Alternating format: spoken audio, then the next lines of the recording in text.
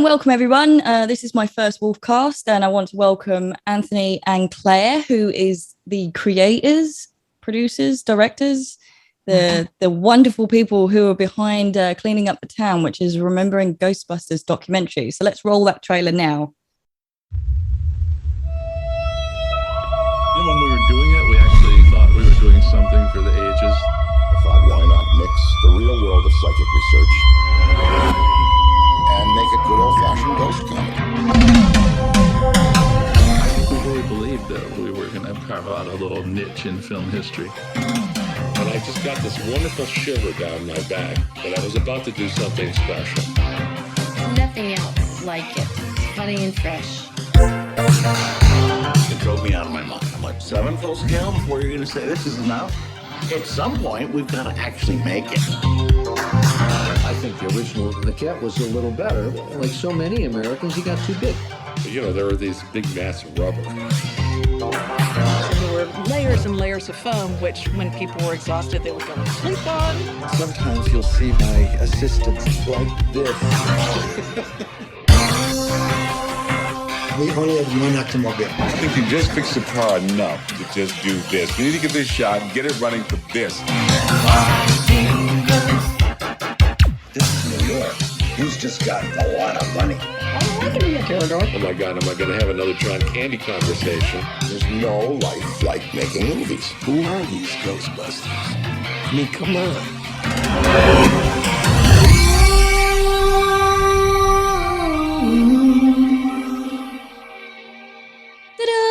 That was good, wasn't it?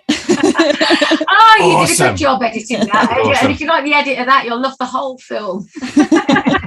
Welcome, guys. Thanks for coming to have a little chat with me. I know this is my very first one, but I was just talking to Anthony and I was just like, hey, we should hang out. We should do it on Zoom. Hey, wait, I'm going to be asking you all the questions about your projects anyway. We might as well record it. Yeah, really. Exactly, for posterity. Yeah. Posterity, exactly. It's wicked. So, oh my God. The last time I spoke to you about this project, actually, it was one of those things where it was just like a really long and very tough journey. So why don't we start from the beginning? Tell us about this documentary. The fun stuff. Oh, the good old days at the beginning. The good old days, right at the beginning. It was it all stemmed out of Claire was doing presenting work, I was doing filming work. And we both were doing work on the American Werewolf in London documentary, Beware the Moon.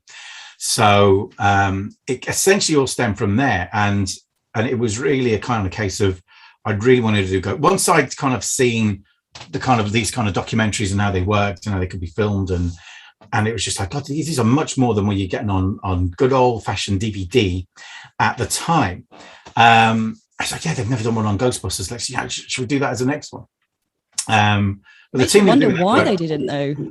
I know. Well, probably the money. And after going through it, I can know exactly why they didn't bother doing it. But I know this is it. But then at the time, where are we going back to? 2007? I don't know, maybe. You know, there weren't, apart from fan docs, and of which there weren't even that many of them, the studios weren't, I think we were already getting fed up with doing like the big.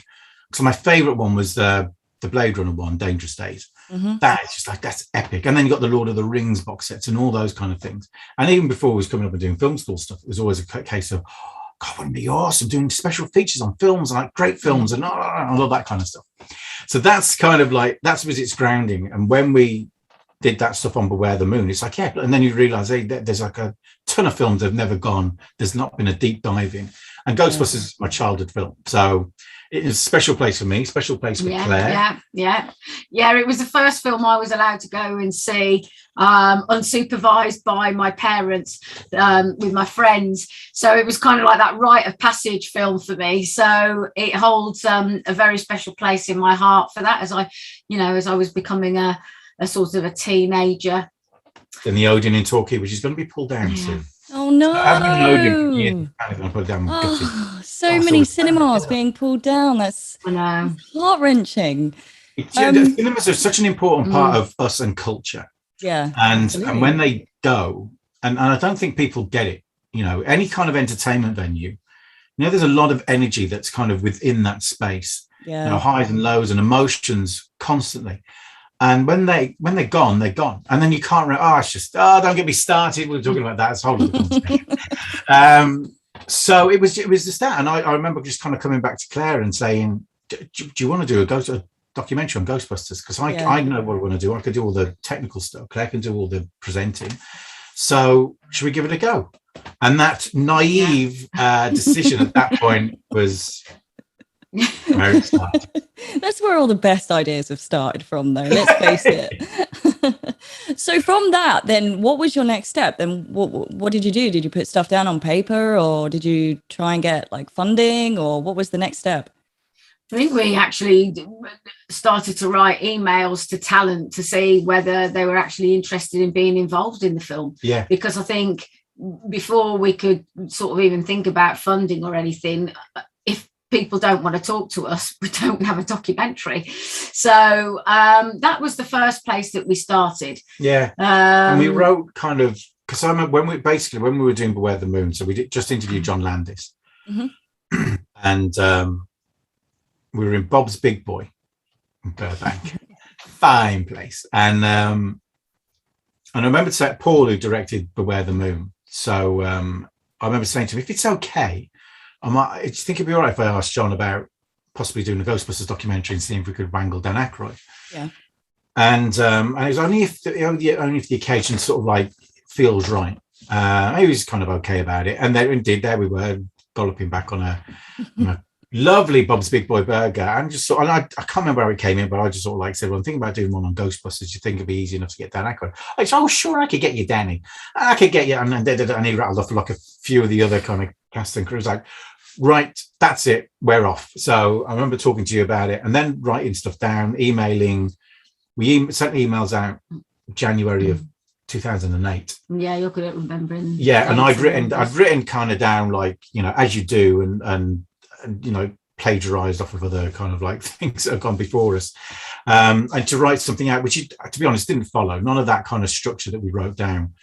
We didn't follow any of that kind of in the end, but I like it with all of these kind of things. It gives you that grounding to kind of go from, to know what you kind of need to get when you go and get it. So and that was it. 2008 was when we sent the invites out, and Ernie was the first to confirm that he's up for an interview, and he was the first one we shot as well, because he was over here at a Comic-Con. Amazing. I bet that was really exciting. Like when you first got that that email or letter, what was it? Email? I guess it was email. Yeah. So when you first got that, I'm involved. Like, how did that feel? It was. I know it was definitely exciting and nerve-wracking, because and I remember being particularly nervous about interviewing Sigourney Weaver, because for me, she is probably, she is total A-list, and she still is. Where the others are, they are of a certain level, but she has maintained that career. Yeah. And for me as an interviewer, it was like, well, if she's been interviewed by the best, and I want to be, I want to be up there and considered as being one of the best. So I put myself under all this unnecessary pressure to interview her. And she was really delightful, actually, and very gracious and real. She's old Hollywood, isn't she? Yeah, she is. But definitely you were. We were both really nervous for Harold, but you were really, really, really, really nervous for Dan Aykroyd. Dan Aykroyd, yeah. You were quiet for days. Yeah, and even after, yeah. So we've done all of this, and red carpet's a bit different. They're in and they're out, and they go. But childhood kind of heroes, that's a completely different thing. It gets you in a very different way. Especially with icons with like Sigourney Weaver. She was one of the main female leads as well, wasn't she? That kind of paved the way for ladies in acting and movies. So like, it's not just she's right up there. I mean, she's really right up there, isn't she? She really is. Yeah. No. She's Ripley at the end of the day. So she's Ripley. It's like, it's amazing. Yeah, and it's and as we said, there was like towards the end of like the final kind of post on the doc was really stressful. Yeah. But all that aside, it's a very small part of what has been a really great and rewarding experience in many ways. It's to be able to do something, sculpt it and put it out into the world and all that kind of stuff. It's it's an amazing thing. And a chance to meet some and people like Harold, getting to spend time with him, who was such a lovely man. Yeah, he was. And then he's passed away, and sadly getting to that age now with a lot of people are sort of like going of that kind of era. Those ones that haven't gone through drugs before them, but anyway, but it's just it's one of those things. It's privilege. It's not that we are privileged, but to be in that situation. It is a privileged position for us to be in, and I think the thing that we, when you're sitting in front of these, they're Hollywood, and the kind of caliber of work that they have all been associated with, not only with Ghostbusters. And you're there with your camera and kit and everything. You just want to be able to be worthy of being in front of these people. I think that was a big thing, wasn't it, really, for us? Yeah. And do you think you did yourselves proud? Are you happy with the results of how the documentary came out?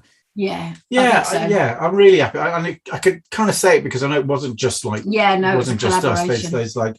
There's others that have come on board and helped or been a major part. Derek Osborne and Anthony are two people. Jamie and Dave did the music. It wasn't a huge amount of us, but we were all professionals and love the subject matter deeply, and you just want to do the best job you can. And I'm really happy with it. And because of that, I can feel detached enough to go, I'm really proud of that film, because I'm to go from the resources that we've got and to be able to achieve what we've achieved, which if the studio had done it, it would have cost them millions to do that. The amount of time it takes to do these type of things, whether you'd have to pay talent or not, or just the time it would take to create motion graphics and stuff.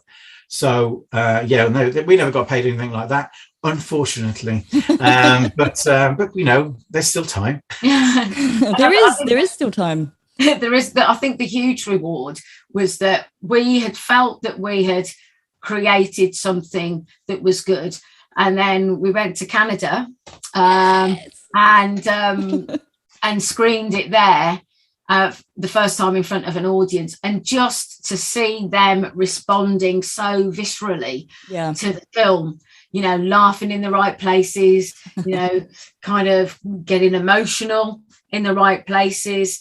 And they were just on the journey, and we just looked at each other and we just couldn't believe how everybody was responding. And I think I said to you afterwards, wasn't it, I always had a feeling, and I haven't had any kind of creative input as such, not on the day-to-day level like you and Derek have. So I can kind of sit back and go, I knew we created something good. But I hadn't realized we'd actually created something special. And I feel very proud of what we've achieved. Yeah, I am. Really very proud. You see, I haven't actually seen the movie yet, so. You should have said.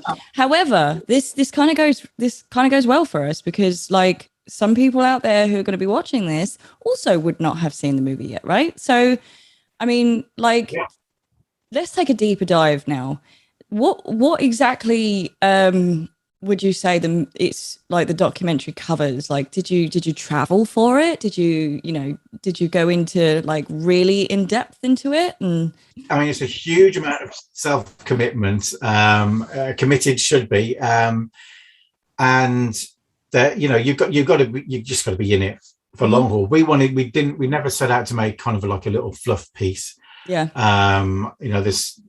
So there was one reviewer said it should have been 20 minutes on an extra DVD extra. It's like a Blu-ray extra, 4K extra, whatever you call it these days, which is like you're completely missing the point. There's the fans out there. There's one fan I remember chatting with him, and he wanted to go even further with the granular information. Mm-hmm. It's like it's a balance. You got to kind of give a bit of like the general stuff that kind of people know, and then you kind of like give the layer underneath that people might not know but probably won't. And there's only a few times where you can really go deeper than that, but you've got to still create an entertaining piece. Yeah. keeps people kind of focused. But at the heart of it, it's a human interest story. It is, the film itself was triumph over adversity. They're all, I always say that it's a film that everyone of that kind of came together at the right point in their careers. Whether it's a visual effects crew, some of them are very well established, but they were kind of going alone on this. You've got like Ivan and the talent, and they're all kind of like, they've all reached a level of success. But I wouldn't say anyone's any higher than the other, but they were all just on the same kind of level. They just all kind of came together, and they all elevated to a completely different level. And we just wanted to show, one, that a film isn't down to a singular person or a singular individual within the film, whether it's a director or the star, or Bill Murray, probably in this case, everyone thinks it's his film. It's like, a film is so much more than that kind of one person. It's, there's a huge amount of talent that goes on in front of and behind the camera. So it was important for us to kind of show that, and the personalities of those people, of who they are. And so we do obviously go into detail the behind the scenes of how it was made, and there's lots of archive material. And so we get to learn, if you're interested in that kind of 1980s pre-digital filmmaking, then we go into a lot of detail about, because we're talking about, these this creature feature effectively is using puppets and actors in suits. So you can't get better than actual practical effects as well. You just want to have your hands on and everything. Did you guys actually manage to get your hands on any of those? Sorry. Oh, we did. We did. We did indeed. There's a bit of footage. It's in the credits. So a fellow called Stuart Ziff, who was in the doc, who's a lovely fellow, and he was a supervisor, wasn't he? The creature shop supervisor. And he's got the terror dog eye that lights up from inside the statue. So the gargoyle is actually, the eye breaks down and the eye comes alive. He's got it, and he goes, "Let's see." And he went to his garage, "Let's see if it still works," and wired it up, and it worked. And I got it all on camera. I was just like, "I'm having a real moment now." It was just like this. That did it for me. Oh my goodness! So you've got all these little moments where you've basically gone in. You've got hands on with the actual film moments, and just created something more than you're ever going to get on a DVD extras feature. Yeah, completely. And also there's a whole intro in the beginning of the film, which is all kind of props. There's the armature, terror dog armature, Stay Puft head. And so people like Richard Edlund and John Bruno and Mark Brian Wilson, all these people are in the documentary, lent us their priceless props for our film. So yes, there are lots of props that you'll see that are originals. There's a photo I'll have to send you. So we were where were we? Koreatown we were stopping in. Yeah. So we're stopping in Koreatown, and all these people had said, "Yeah, no problem. You can come and get the props, no problem." So I went, "Yeah, great round." We did a little round robin and picked all this stuff up and got back and put it on the table in this Airbnb we were stopping at. And everything was fine until you look at it and think,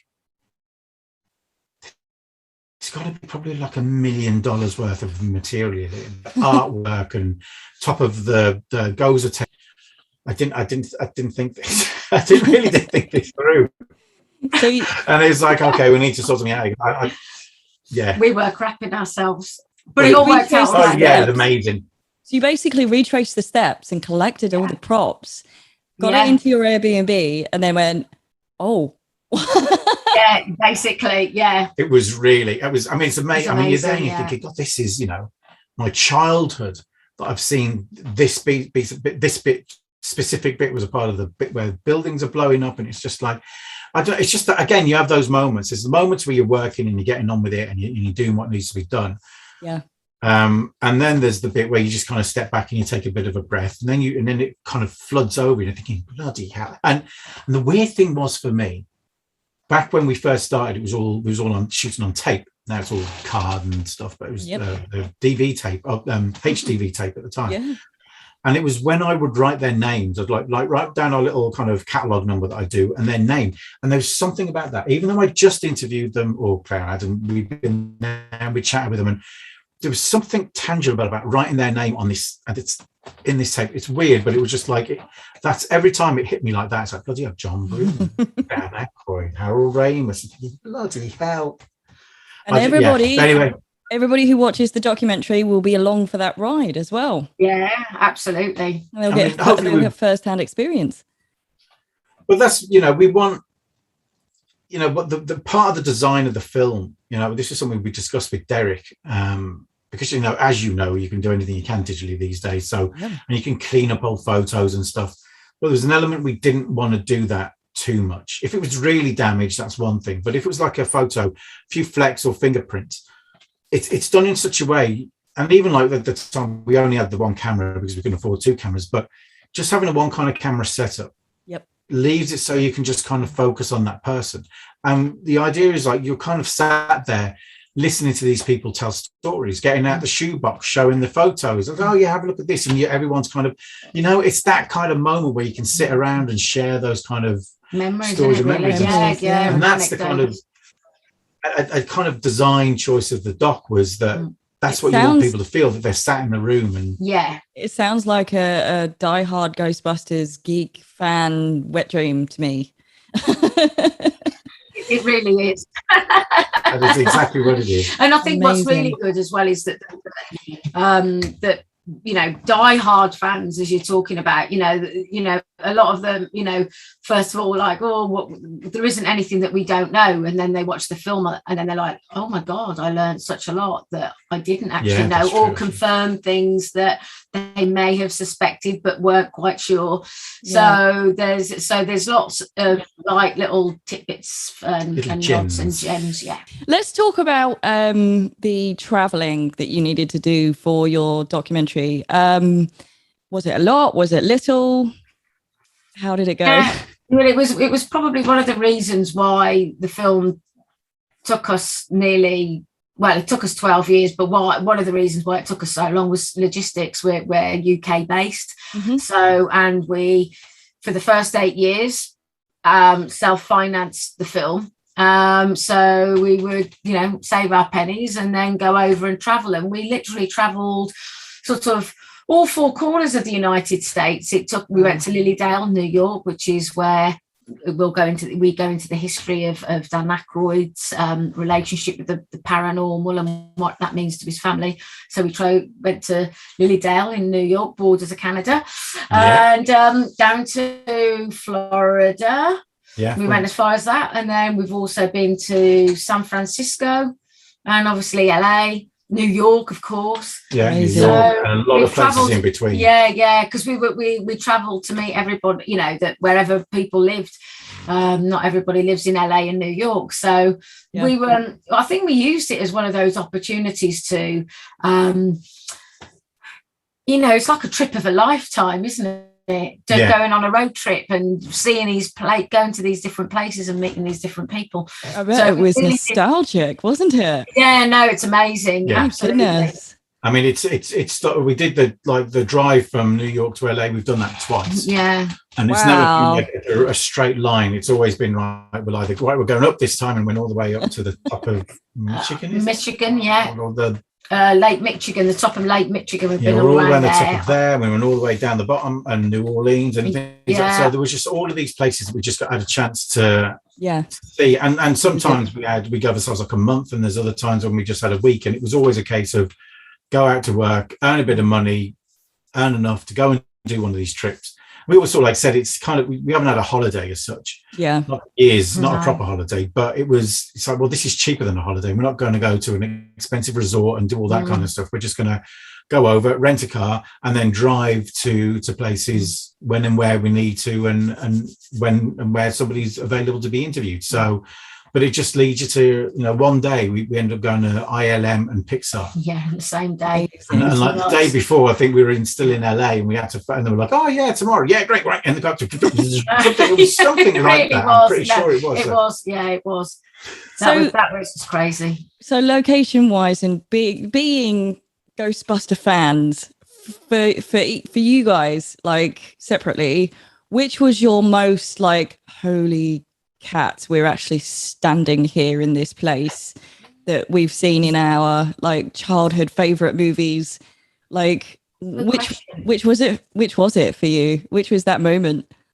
You know, I'm thinking for me, it was Sigourney's or Dana's apartment, because it was such a beautiful Art Deco building, and seeing it, you know, with the church next to it that Stay Puft crushes, it's like it makes it. It was like, oh my God, this is real. It's not. I think that was a pretty impressive place for me to see, and of course the fire station. That was like, there was lots of anticipation, because like we're in Tribeca, I should say, and then we were like, oh, we're nearly there, you know, and then the next minute it's there. Yeah, it's really. I just remember walking up to it, and it seems small in comparison to the other building, but it's huge. Yeah. And I've always sort of like said that the firehouse looks very. There's a cinema near us which is currently being rejuvenated and renovated, and I'm a part of that scheme, and it's built around about the same time. It is actually it's built around about the same time as the firehouse in LA and in New York. So, and there's there's something about it. It's just like, yes, you know, that's probably why I love going in there so much. But it is, you walk up to it and you just all of a sudden you're stood there, and it's the weird, enormity, but it just stands on its own, because it's kind of not connected to any other buildings. It's there. Yeah, it's an amazing building. But I remember going in the library for the first time. Oh yeah. And the library. John Wick as well. Just saying. John Wick. Yeah. John Wick. I was like, oh my God. I love that library so much. Yeah, me too. What a film. But the library stunned me. I did not have any idea it was that beautiful a building. Yeah. And I don't know, it was just weird. Even being in New York, did I go in there with Heidi? I can't remember. But I remember when we first went to New York, and it, you know, the smells and all that kind of stuff. And then you see any of those locations, but now you can see everything rather than just what the frame's allowing you to see.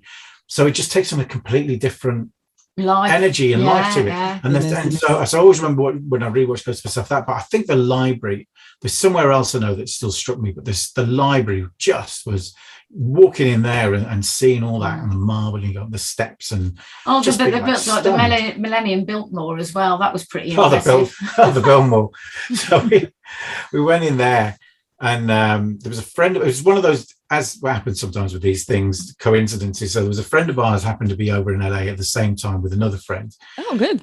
Yeah, it was really weird, because I was going to be, yeah, of course, let's do this. We go for a bite to eat, and it's like, well, do you want to lift back to that hotel? He goes, yeah, I don't mind. Yeah, where are you staying? He goes, we're stopping in downtown and stopping at the Millennium Biltmore. It's like, it was in the Millennium Biltmore. No, it's where the show Ghostbusters. Get in the car. And then off we go. I drive down the wrong way down a one-way street, which there's slight overreaction to be honest, but that's, whatever. We go in and that's there. This is where it just used to be the boring. This is where the thing, but now it's the entrance. So I was having a real moment while they're just sort of like, should we just go to the bar? That was really it.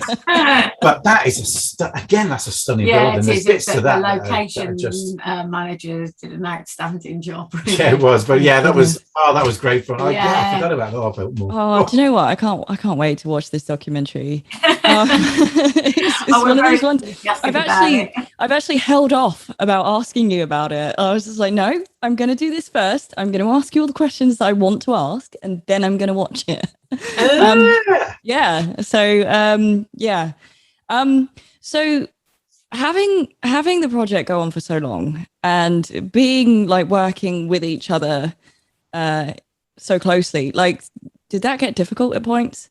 Of course, yeah, absolutely.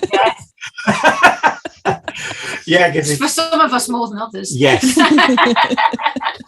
I mean, we're brother and sister and we get on, but everything has its limits. Yeah. And it is it's different. And stress. Yes. Yeah.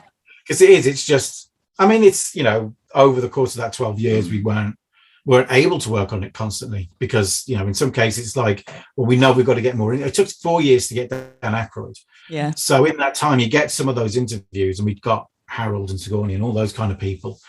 But then it's like, there's no point in it. And I did edit, I think the first edit was like 5 hours long. So the first time you kind of do that, but what it's like when you're pouring everything in. But there was this point. It's like there's no point in I can't edit. I know at one point I edited the Pterodog sequence. Yeah.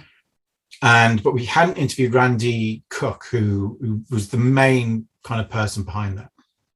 And Randy did Gollum and many things. It was Gollum from Lord of the Rings. That's one of his big credits. So he's a really lovely fellow, very funny. And when we finally got the interview, and I said, this is going to be a piece of cake. So the sequence is already done. I'll just bung him in. And it just doesn't work out. Like, you have to completely re-edit the whole thing again. Oh, no. So you just kind of like, and certainly with the second doc, it's very much until we've got everything. It's like we can do some, but we just don't. It's no point in kind of killing yourselves, spending so much time on doing that, because it's just going to be fruitless, because you're going to have to redo it all over again anyway. Yeah. So there were periods of time, like a year, 2 years, before we could actually do any more trips. So it's kind of those things that kind of like, make it seem longer than what it was. But yeah, it does. Anytime you're all siblings, fall out. What? Oh no, I know. I've just literally done this whole shoot for my car. We're doing a car commercial with 3 of my brothers and my mum, so I know. Nice. There you go. Sometimes it can be a little bit stressful, and I think that the sort of the blessing and the curse with the relationship that we have is that we work to our strengths and weaknesses. Mm-hmm. So the things that you like to do, I don't particularly. How you sit and edit day in, day out, I don't know. But that I have strengths that you don't have. Yeah. So, we're very fortunate in that respect. But I think we also know each other well enough, and we're close enough in that, if we're having a wobble and we're not getting on, we just know to let, we just kind of leave space. Yeah. And somehow Ghost has got nothing on us once the nerves get struck. Yeah, but there's been some very stressful times that where you lash out at the people you love the most, don't you? Yeah. I mean, I'm sure even the Coen brothers fall out. I'm sure they do. I just want to put it out there. I mean, it wasn't stressful, my shoot. It was only a day, but we got on just fine, but we procrastinated and mucked around an awful lot. And as much as that was fun, it was always like, oh no, my batteries are running out. Oh no. So I just want to put that out there, just in case that my family are watching this. We did good. Looking forward to the next one. Looking forward. No, I am. Yeah, absolutely. So it being a family production, are you guys looking at doing anything else? I mean, what is the future for cleaning up the town? What's going on next with this whole thing? Is it being put to bed? Are you promoting it? Or is it being released again? Or we're actually yes. I'll leave you to. Do you want to? Yes. Announce? So many things happening with cleaning up the town at the moment. Cool. It's finally getting its US release. Yes! Finally, is that on Crackle, I believe? It's already on Crackle. It's already on Crackle? Yeah, the 100-minute version of the film is on Crackle already. Yep. The 1st of October, the film will have a theatrical release. Whoop. And which is a 2-hour version. Which is the 2-hour version of the film. Which is the full version, the proper version. The one on Crackle and the 90 or 100-minute cut is just a broadcast edited version. Easy for them, whereas it is like 2 hours long, 2 hours and 10. Yeah, something like that. And then it's on VOD the 5th of October. There will be a Blu-ray release in the States and DVD, but I don't know the confirmed dates to that. So we would love audiences to go to the cinema and see it, because that's every filmmaker wants their film to be in a cinema. We already have the film out on Blu-ray in the United Kingdom, and it's available via our website and on Amazon and Zavi, and it's in HMV and Fox as well. It is. So you can get it from all good, and it's getting a VOD release the 8th of November.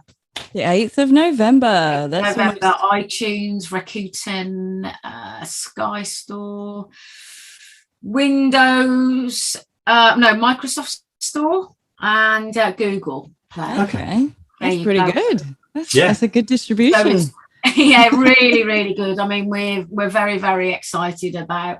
We're very excited that it's having a whole new lease of life, isn't it? Yeah, it is. It's sort of like, it's back from the grave or something. Not that it died in the first place. No, it definitely didn't die. It's two of my favorite films. Yeah, but this will go, and it's just, and it's like exciting for us because you never know, even when you finish the film, what does the future hold for any project, and the fact that it's, I'm sure the pandemic has played its part, heavily within all of that, but it's also not done us any harm either. It's sort of like, it's been nice to take that kind of time out and gather ourselves and figure those kind of things out. So the fact that it's all this stuff's happening in the States, which is amazing. Yeah, it really and then we're getting everything sort of like going on here, and it's getting the relaunch on VOD in November as well. So it's just like, we're really pleased because it's sort of like, it's still there. We're very passionate about it. We want people to watch it because we enjoyed making it, and we hope people enjoy watching it at the same time. So. And it's made by fans for fans. Yeah, absolutely. What more could you possibly want? Yeah, absolutely. Yeah, this is it. We are committed. Yeah, committed. We've mainly been committed after it, I think. We're convicted. It's just a fine line.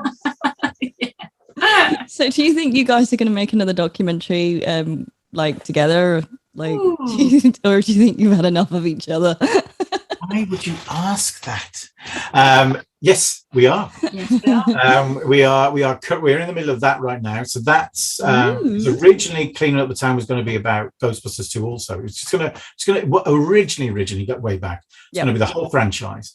Okay. And then as the interviews kind of progressed and we saw what we had with just the film people, it's just like, let's just focus on the films rather than talk about cartoons. And I just didn't want it to be like abbreviated moments about from that bit about film, that bit about the cartoon, that, and then the second film, and it just gets, everything just gets lost, and you don't get a chance to really spend time with the people that you really want to spend time with. So, but we've done all the interviews for Ghostbusters 2. So so you're going to do Ghostbusters 2. Ghostbusters 2 is next. So we're in the middle of that now. Yeah, Too Hot to Handle Remembering Ghostbusters 2 is it, and we're on Facebook for that, aren't we? Yeah, that's all on Facebook and stuff. So are you doing a Kickstarter for that? Is there a Kickstarter or anything for that? Not yet, no. Okay. Whether we will, we won't, we're not. Well, I'm not sure about that yet. We'll probably see how things go. Now we have a better understanding with distribution, advanced sales and all that kind of stuff. Yeah. So we're going to go down that route and try and see if that works for us, because that's the kind of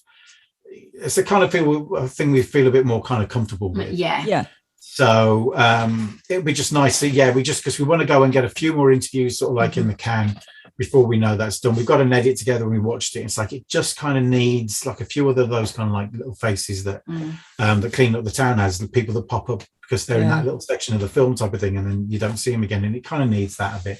So we've got a good few more interviews sort of like lined up. It's just being able to go out and do it because obviously travel is still a issue at this point in time. I don't think any of them's in Canada either. They're all south of the border. So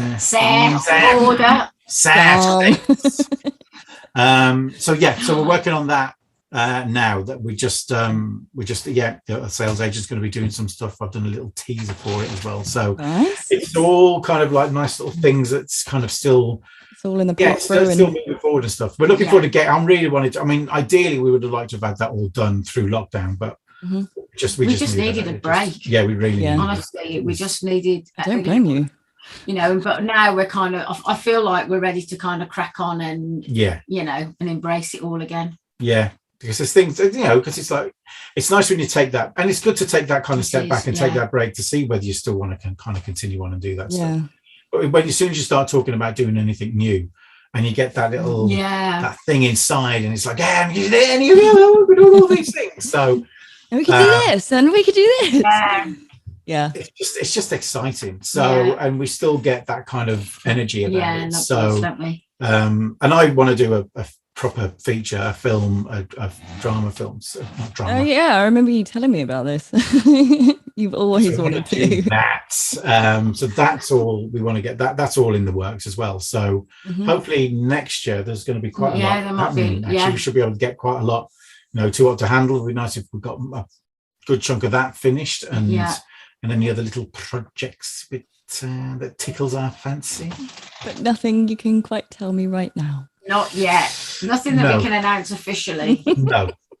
Privately, that's one thing, but Privately, officially, yes. Officially, no. I will obviously ask you about that when we hang up. Do you have any shout outs or anything else you would like to add for the fans? Why should they watch your documentary?